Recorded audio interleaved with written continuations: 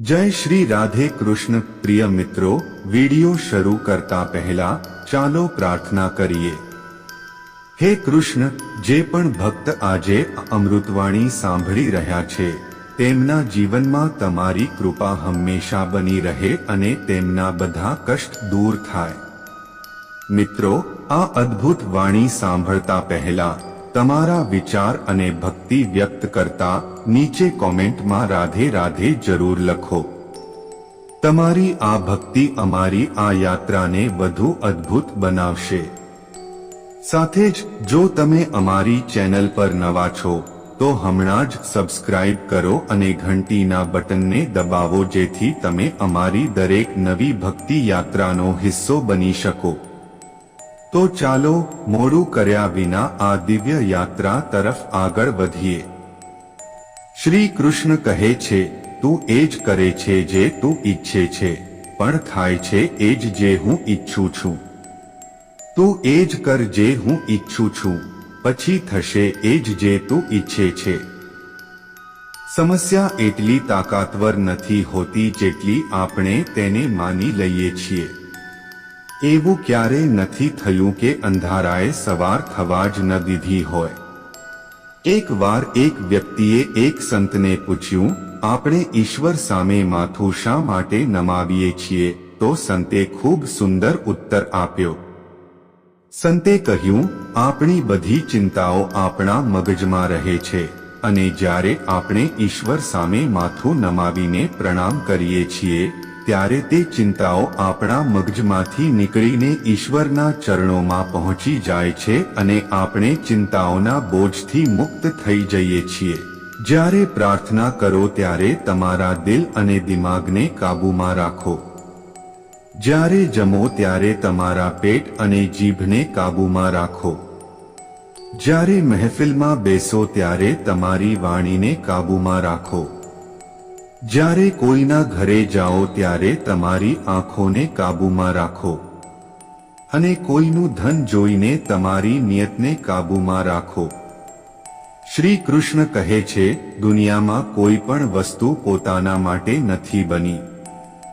જેમ કે નદી પોતે પોતાનું પાણી નથી પીતી, ઝાડ પોતે પોતાના ફળ નથી ખાતા, સૂરજ પોતાના માટે ગરમી નથી આપતો, फूल पोतानी खुशबू पोताना माटे नथी विखेरता।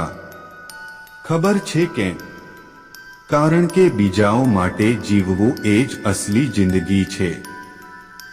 रेस में जीतनारा घोड़ाने तो खबर पण नथी होती के जीत खरेखर शुं छे। ते तो पोताना मालिक द्वारा आपवामां आवेली तकलीफने कारणे ज दौड़े छे। तेथी जो तमारा जीवનમાં क्यारे कोई तकलीफ आवे तो समझी लेजो के तमारो मालिक तमने जीताड़वा मांगे छे।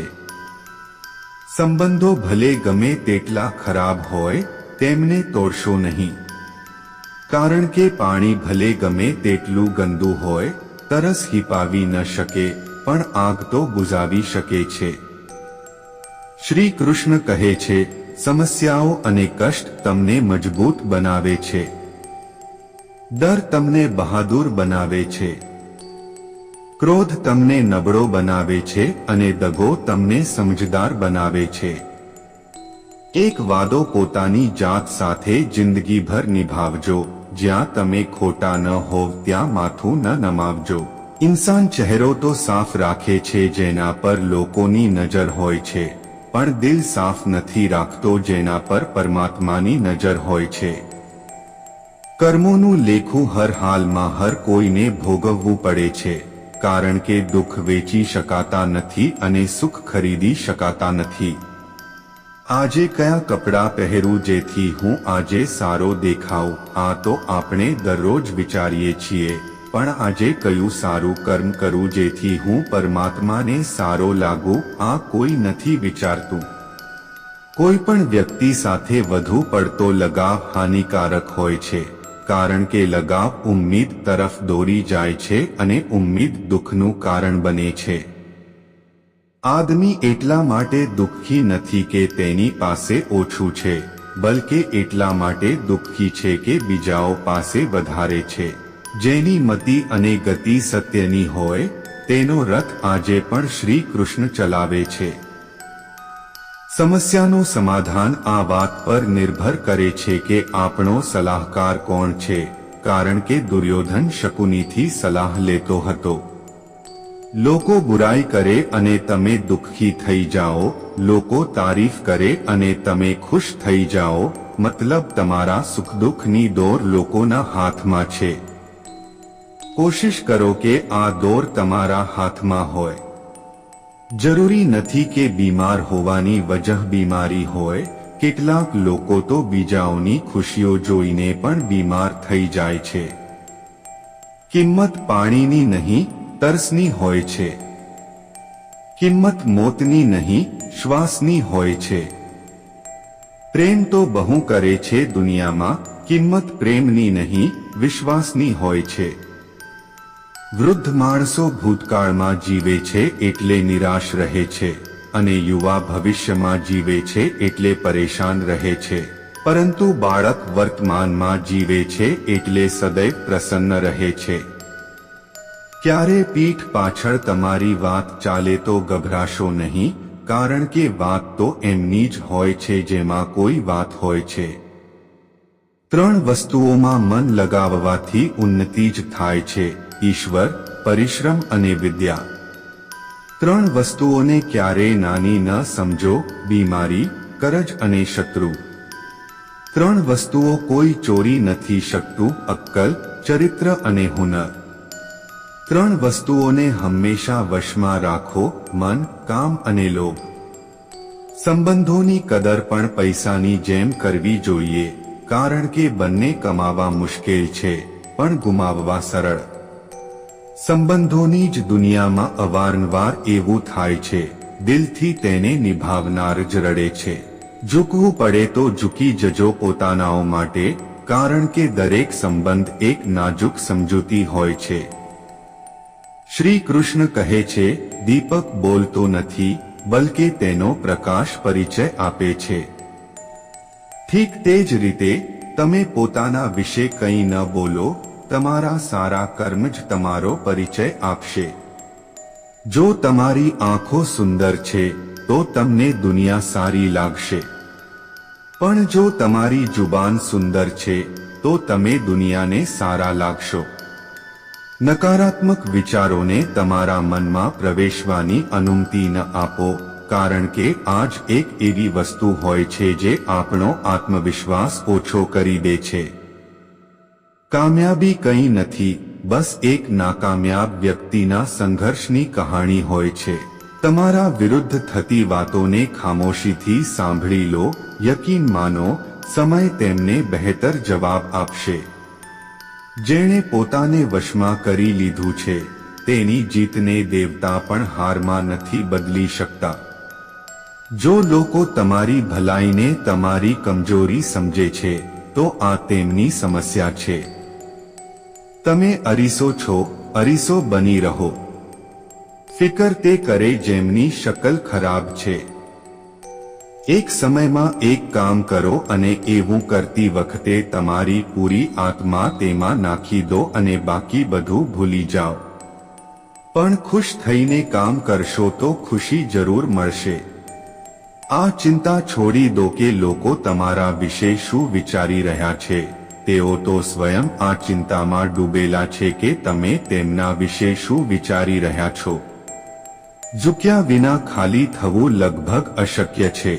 જો અંદરથી અહંકાર ખાલી કરવો છે તો ઝૂકવું એ જ એકમાત્ર ઉપાય છે. જ્યાં સુધી દેખાઈ રહ્યું હોય ત્યાં સુધી જાઓ. જ્યારે તમે ત્યાં પહોંચશો તો તમે વધુ આગળ જોઈ શકશો.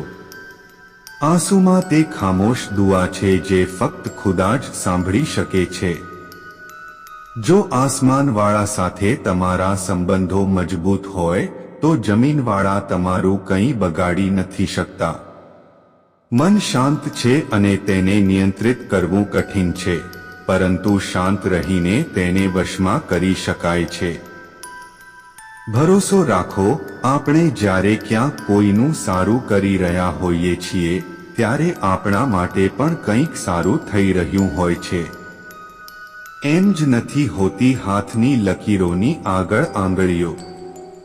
રબ્બે પણ કિસ્મત પહેલા મહેનત લખી છે. સારા વ્યવહારનું કોઈ આર્થિક મૂલ્ય ભલે ન હોય, પરંતુ સારો વ્યવહાર કરોડો દિલ ખરીદવાની શક્તિ રાખે છે. સંયમ આપણા ચરિત્રની કિંમત વધારે છે, પરંતુ સાચા મિત્રો અને પરિવાર આપણા જીવનની કિંમત વધારે છે. જે દર્દ આજે સહન કરી રહ્યા છો, આગળ ચાલીને તે જ તમારી તાકાત બનશે. જમાનામાં આવ્યા છો તો જીવવાની કળા પણ રાખજો. દુશ્મનનો કોઈ ખતરો નથી, બસ પોતાનાઓ પર નજર રાખજો. માતા પિતા પણ જાણે છે કે તેઓ રહી તો રહ્યા છે દીકરાઓના ઘરમાં, પણ તેમ નથી જેમ દીકરાઓ રહેતા હતા તેમના ઘરમાં. રાતભર ગાઢ નિદ્રા આવવી એટલી સરળ નથી, તેના માટે આખો દિવસ ઈમાનદારીથી જીવવું પડે છે. સમય પાસે એટલો સમય નથી કે તે તમને ફરીથી સમય આપી શકે. જે બદલી શકાય તેને બદલો, જે બદલી ન શકાય તેને સ્વીકારો, અને જે સ્વીકારી ન શકાય તેનાથી દૂર થઈ જાઓ. પણ પોતાને ખુશ રાખો, તે પણ એક મોટી જવાબદારી છે. જ્યારે આપણે પોતાના સંબંધો માટે સમય નથી કાઢી શકતા, ત્યારે સમય આપણા વચ્ચેથી સંબંધ કાઢી નાખે છે. જે તમારી બુરાઈ કરે છે તેમને કરવા દો, કારણ કે બુરાઈ એ જ કરે છે જે બરાબરી નથી કરી શકતા. જૂઠ પણ કેટલું અજીબ છે ને, પોતે બોલો તો સારું લાગે છે અને બીજા બોલે તો ગુસ્સો આવે છે. જો ખુશ રહેવા માંગો છો તો લોકોની વાતો પર ઓછું અને પોતાના વિચારો પર વધારે ધ્યાન આપો. ભગવાન પર વિશ્વાસ બિલકુલ તે બાળક જેવો કરો, જેને હવામાં ઉછાળો તો તે હસે છે, ડરતો નથી, કારણ કે તે જાણે છે તમે તેને પડવા નહીં દો. સેવા બધાની કરજો, પણ આશા કોઈથી ન રાખજો, કારણ કે સેવાનો સાચો મૂલ્ય ભગવાન જ આપી શકે છે, ઇન્સાન નહીં.